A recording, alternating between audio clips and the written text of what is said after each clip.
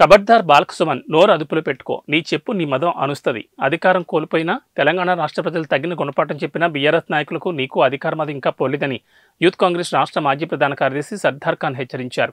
గజ్వేల్ నియోజకవర్గంలోని విలేకరుల సమావేశంలో ఆయన మాట్లాడుతూ బాలకసుమన్ కేసీఆర్ కుటుంబం మోచేతి నీళ్లు తాగి కేసీఆర్ కుటుంబానికి బానసగా వ్యవహరిస్తూ కేసీఆర్ కుటుంబాన్ని మీ మంత్రులను ఓసలు లెక్కపెట్టాల్సి వస్తుంది బిడ్డ. బాలకసుమన్ కబడ్దారని సొంత నియోజకవర్గం చెన్నూరులోనే ప్రజలు తగిన బుద్ధి చెప్పినా నీకు అధికార మదం పోలేదని, రాష్ట్ర ముఖ్యమంత్రి సీఎం రేవంత్ రెడ్డిని విమర్శించడం నీ స్థాయిని మరిచి మాట్లాడుతున్నావని, కుటుంబ సభ్యులతో మానసిక వైద్యం చూపించుకోవాలని హెచ్చరించారు. గ్రామాల్లో యూత్ కాంగ్రెస్ నాయకులు, ఎన్ఎస్యుఏ నాయకులు, కాంగ్రెస్ కార్యకర్తలు నిన్ను గ్రామాల్లో తిరగనివ్వరని గుడ్డలోడదీసి కొడతారని హెచ్చరించారు. వీరితో పాటుగా కొత్తపల్లి బాలగౌడ్, కొడకండ్ల బాలు తదితరులున్నారు.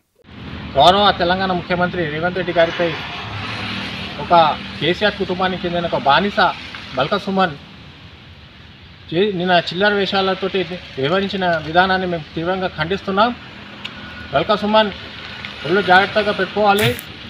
ఒక బానిసగా బతకడం కన్నా ఒక నువ్వు విద్యావంతుని విచక్షణ కోల్పై వ్యవహరించడం అది విజ్ఞతకి వదిలేస్తున్నాం.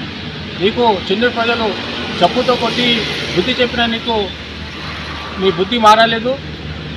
నువ్వు ఇలాగే వ్యవహరిస్తే మా Congress party, youth Congress, NSI కార్యకర్తలు సహించారని నిన్ను గ్రామంలో తిరగకుండా అడ్డుకుంటామని హెచ్చరిస్తున్నాం. తక్షణమే పోలీస్ యంత్రాంగం కూడా ఇతనిపై నాన్ అవైలబుల్ కేసు నమోదు చేయాలని మేము పోలీస్ యంత్రాంగంగా మనవి చేస్తున్నాం. ఇలాంటి ఓటమి చెందిన తర్వాత బాలకసుమన్తో పాటు టీఆర్ఎస్ పార్టీ అగ్రనాయకుల మతి కోల్పోవడం జరిగింది. వాళ్ళు మానసికంగా బాగా దెబ్బతిన్నారు. తక్షణమే వీళ్ళ కుటుంబ సభ్యులు వీళ్ళను ట్రీట్మెంట్ చేయాల్సిన అవసరం కూడా ఉన్నది. ఈ విధంగా వ్యవహరిస్తే మాత్రం కాంగ్రెస్ కార్యకర్తలు చూస్తూ ఊరుకోరని హెచ్చరిస్తున్నాం.